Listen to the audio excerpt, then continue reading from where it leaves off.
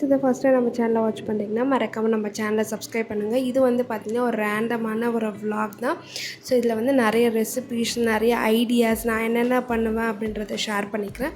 மறக்காமல் கடைசி வரையும் பாருங்கள். ஸோ காலையில் வந்து பாப்பாவை ஸ்கூலுக்கு அமுச்சிட்டு அதுக்கப்புறம் vlog தான் நான் என்னென்ன பண்ணுறேன்னு சொல்லிட்டு. காலையில் வந்து பார்த்திங்கன்னா ஒரு 9 o'clock போல் ஜாக் ஃப்ரூட் வந்து சாப்பிட்டேன்.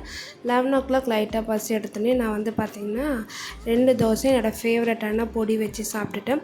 சாப்பிட்டதுக்கப்புறம் என்ன ஒர்க் பண்ணுறேன்னு பார்த்தீங்கன்னா, ஒன்று வீடியோஸ்க்காக ஏதாச்சும் நான் வந்து கேமராலேருந்து ஃபோன்லேருந்து லேப்டாப்புக்கு இப்படி ஏதாச்சும் சேஞ்ச் பண்ணிகிட்ருப்பேன். ஸோ அதுக்கப்புறம் வந்து பார்த்திங்கன்னா மந்த் எண்டு வந்தாச்சு. நெக்ஸ்ட்டு மந்த்துக்கு நான் என்னென்னலாம் பண்ணணும்னு சொல்லிவிட்டு ஒன்று நான் ஃபோனில் வந்து நோட் பண்ணுவேன், இல்லைனா வந்து நோட்டில் வந்து நோட் பண்ணுவேன். பிகாஸ் நோட்டில் நோட் பண்ணும்போது எனக்கு வந்து ரிமைண்டிங்காக இருக்கும். ஸோ அந்த நோட் பார்க்கும்போது ஏதாச்சும் வேறு ஏதாச்சும் பண்ணணுமா, இல்லை வந்து எதனா பண்ணுறது எதுனா இருந்தால் அதை நோட் பண்ணி வைப்பேன். சின்ன சின்ன விஷயத்த நம்ம நோட் பண்ணி வச்சா மட்டும்தான் நம்மளால் அழகாக வந்து பிளானிங்கோடு பண்ணால் தான் எல்லாமே எக்ஸிக்யூட் பண்ண முடியும். ஸோ அந்த மாதிரி தான் நான் மீல் பிளான், என்னோடய லன்ச் பிளேட்டர், அதுக்கப்புறம் லன்ச் பாக்ஸ் ரெசிபீஸ், நிறைய ஹெல்த்தியான ரெசிபீஸ் எல்லாம் வந்து ஷேர் பண்ணுறேன். நான் எப்படி யூடியூப் ஜேர்னி வந்து ஸ்டார்ட் பண்ணுறேன்ற வீடியோ எல்லாமே நான் வந்து உங்களுக்கு ஷேர் பண்ணுறேன். நிறைய vlogs வந்து அப்கமிங்கில் நான் வந்து போஸ்ட் பண்ணுறேன் உங்களுக்கு. ஸோ நெக்ஸ்ட்டு நான் என்ன பண்ண போகிறேன் அப்படின்றது நான் உங்களுக்கு அப்டேட் பண்ணுறேன். நான் இந்த மணி பிளான்ட் வந்து பார்த்திங்கன்னா க்ரோ ஆகிட்டு இருந்தது. சடனாக நாங்கள் ஒன் பிளேஸ்லேருந்து இன்னொரு பிளேஸ்க்கு வரும்போது அப்படியே ஸ்டாப் ஆகிடுச்சு, க்ரோ ஆகவே இல்லை. ஸோ அதனால் யூடியூப்லலாம் சர்ச் பண்ணி ஸோ செடியை வந்து வளர்க்கலாம் அப்படின்னு சொல்லிட்டு நான் மணி பிளான்ட் வந்து வளர்க்கணுன்னு ரொம்ப ஆசை. நல்லா க்ரோ ஆகிடுச்சு. சடனாக ஏன்னு தெரியல க்ரோ ஆகலை. சரி, ஓகே, வாட்டரில் இருக்க வேண்டாம், நம்ம வந்து டிமார்ட்லேருந்து வாங்கிட்டு வந்தேன் இந்த பவுலு. ஸோ இந்த பவுலில் தான் நான் வந்து செடியை வந்து பிளான் பண்ணேன். ஸோ இதுக்கு இப்போ தான் டைமே வந்துச்சு போல். ஸோ லைட்டாக வந்து பிளான் பண்ணிவிட்டு ஸ்ப்ரே பண்ணி விட்டுட்டேன்.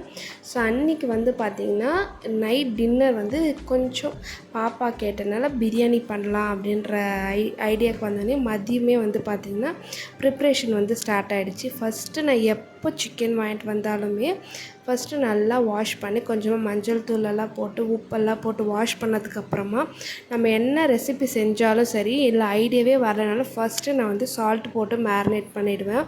ஸோ அப்போ பார்த்திங்கன்னா உங்கள் ப்ரெஸ்ட் பீஸ் எல்லாம் நல்லா சாஃப்டாக வந்து இருக்கும். இப்போ வந்து பார்த்திங்கன்னா போன்லெஸ்ஸில் வந்து பார்த்திங்கன்னா சிக்கன் 65 மசாலா போட்டு ஆட் பண்ணி மேரினேஷனில் வந்து வச்சுட்டு போகிறோம். இது வந்து பார்த்திங்கன்னா பட்டர்ஃப்ளை 65 மசாலா தான் நான் வந்து யூஸ் பண்ணுவேன்.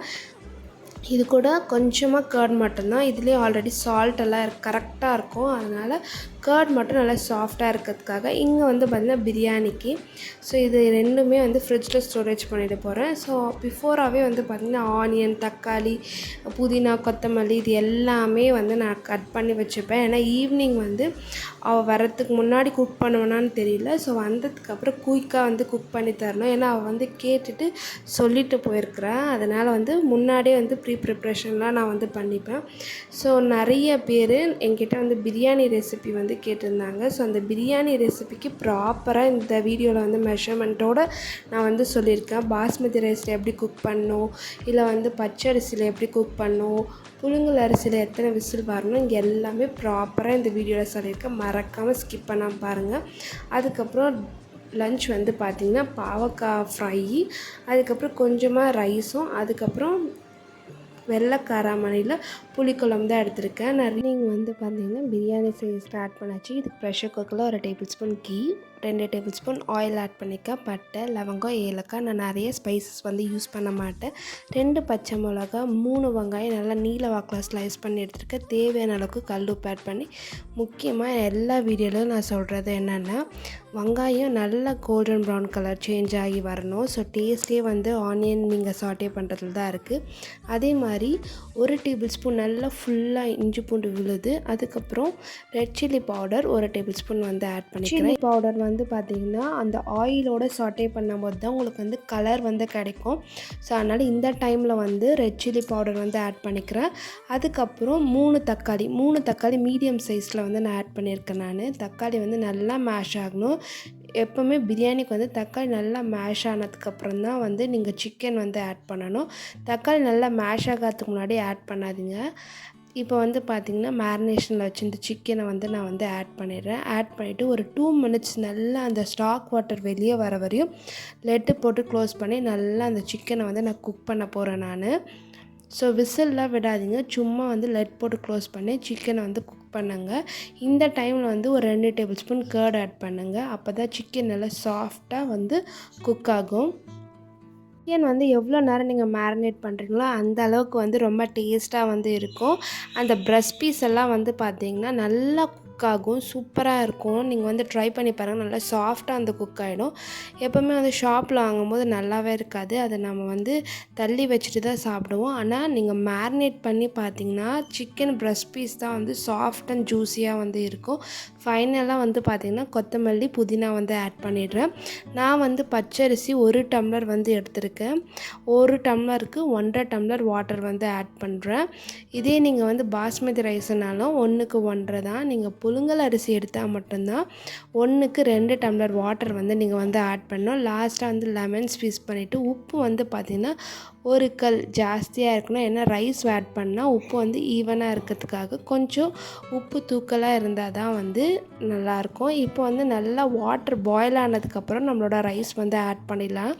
ரைஸ் ஆட் பண்ணிவிட்டு நான் வந்து பார்த்திங்கன்னா 2 விசில் வந்து விட போகிறேன் நான். இதே நீங்கள் வந்து புழுங்கல் அரிசி நீங்கள் குக் பண்ணுறதா இருந்தால் 3 விசில் விட்டால் தான் கரெக்டாக இருக்கும். பாஸ்மதி ரைஸ்க்கும் வந்து பார்த்திங்கன்னா 2 விசில் விட்டிங்கன்னா சூப்பராக குக் ஆகிடும். ஸோ ரைஸ் வந்து எப்போ சோக் பண்ணணும் அப்படின்னு பார்த்திங்கன்னா நம்ம எப்போ ஸ்டார்ட் பண்ணுறோமோ அப்போ நீங்கள் வந்து சோக் பண்ணால் போதும். நான் இதே மாதிரி உங்களுக்கு வந்து தம் பிரியாணி எப்படி செய்கிறதுன்றது இன்னொரு விலாகில் வந்து ஷேர் பண்ணுறேன். ஸோ 2 விசிலுக்கு அப்புறம் பார்த்திங்கன்னா நல்லா உதிரி உதிரியாக வந்து வந்திருக்கு. இதே நீங்கள் வந்து 3 விசில் விட்டிங்கன்னா குழஞ்சிரும். பட் 2 விசில் வந்து கரெக்டாக இருக்கும். நான் ஆல்ரெடி சொன்ன மாதிரி நான் வந்து சோக் பண்ணலை, நம்ம செய்யும் போது தான் வந்து சோக் பண்ணி வச்சுருந்தேன் நான். ஸோ பர்ஃபெக்டாக உதிரி உதிரியாக ஒரு சூப்பரான பிரியாணி வந்து ரெடி ஆகிடுச்சு. நம்மளோட சைட் டிஷ் வந்து பார்த்திங்கன்னா சிக்கன் 65 நல்லா பொரிச்சு எடுத்தாச்சு. கூட வந்து பார்த்திங்கன்னா தயிர் பச்சடி தான் வந்து வச்சுருக்கேன் நான். பார்க்கவே எம்மி அண்ட் டேஸ்டியாக வந்து இருந்தது. ஸோ பிரியாணி ரெடி, சிக்கன் 65 இந்த பக்கம் குக் ஆகிட்டு இருந்தது. ஸோ இங்கே வந்து பார்த்திங்கன்னா மேடம் வந்து தூங்கி எழுந்து உக்காந்து அழுந்துட்டுருக்குறாங்க. ஸோ நைட் டின்னர் வந்து பார்த்திங்கன்னா ஈவினிங்கே ஒரு 6 o'clock ஃபினிஷ் ஆகிடுச்சு. ஸோ ஈவினிங்கே சாப்பிட்டு முடிச்சிட்டோம். நைட் வந்து பார்த்திங்கன்னா ஒரு 8 o'clock கிச்சன் இப்படி தான் இருந்தது, ஃபுல்லாக மெஸ்ஸியாக இருந்தது. அதனால் எல்லாத்தையும் ஃபஸ்ட்டு வந்து வெசல் வாஷ் பண்ணதெல்லாம் அரேஞ்ச் பண்ணி வச்சுட்டு அதுக்கப்புறம் வெசல் வாஷ் பண்ண போனேன். ஸோ டிஃபன் பாக்ஸ் அதெல்லாம் இருந்தனால எல்லாம் வந்து வாஷ் பண்ணிடுவேன். மோஸ்ட்டாக 100% வந்து பார்த்திங்கன்னா வீட்டில் வந்து நைட்டு க்ளீன் பண்ணதுக்கு அப்புறம் தான் நான் வந்து தூங்குவேன். மோஸ்ட்டாக கிச்சனில் வந்து பாத்திரம் இருக்காது. ஏன்னா மார்னிங் வந்து கொஞ்சம் நம்ம ஏர்லியாக வந்து எழுந்தாலும் சரி லேட்டாக எழுந்தாலும் சரி கிச்சனில் போய் அந்த பாத்திரத்தை பார்த்தா அந்த டேவே என்னவோ ஒரு மாதிரி இருக்கும். அதனால் நான் இப்போ வரையுமே ஃபாலோ பண்ணுறது நைட் எவ்வளோ தான் டைம் ஆனால் அந்த வெசலை வாஷ் பண்ணிவிட்டேன். அதே மாதிரி இப்போ லஞ்ச் பாக்ஸ் ரெசிபி காலையில் பாப்பாக்கு எப்போ லஞ்ச் கொடுக்க ஆரம்பித்தோமோ அதுலேருந்தே வந்து பார்த்திங்கன்னா நைட்டே வந்து ப்ரிப்ரேஷன் பண்ணி வச்சுருவேன். என்ன தான் நம்மக்கிட்ட கட்டரு சாப்பர் எவ்வளோ ப்ராடக்ட் இருந்தாலுமே நான் வந்து பார்த்திங்கன்னா நைட்டே வந்து ப்ரிப்ரேஷன் பண்ணி வச்சுருப்பேன், நாளைக்கு என்ன சமைக்கிறோம் அப்படின்றது. ஸோ தட் எனக்கு வந்து காலையில் கொஞ்சம் நம்ம லேட்டாக எழுந்தால் கூட என்னால் மேனேஜ் பண்ண முடியும் அப்படின்றனால எனக்கு வந்து இன்னொரு கிட் இருக்கிறனால நான் வந்து நைட்டே வந்து எல்லாமே ப்ரிப்பேர் பண்ணிவிடுவேன். ஸோ அதே மாதிரி தான் இன்றைக்கி கோஸும் கட் பண்ணி வச்சு பீர்க்கங்காய் கட் பண்ணி வச்சு. ஐ ஹோப் இந்த வீடியோ வந்து என்ஜாய் பண்ணிப்பீங்கன்னு நினைக்கிறேன். So see you in the next video.